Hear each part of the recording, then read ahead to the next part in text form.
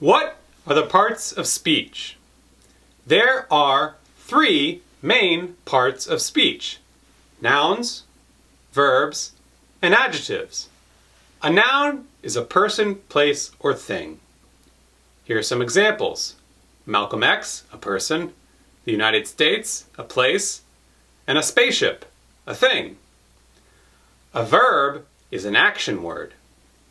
Here are some examples: to run, to write, to study.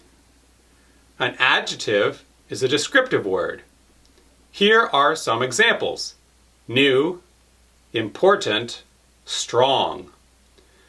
The other parts of speech are pronouns, adverbs, prepositions, conjunctions, and interjections. A pronoun is a word used in place of a noun, such as he, she, or they.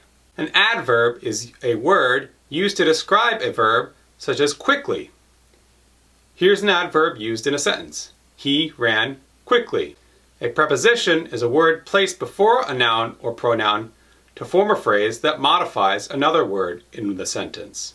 Some examples of prepositions are about, without, and underneath.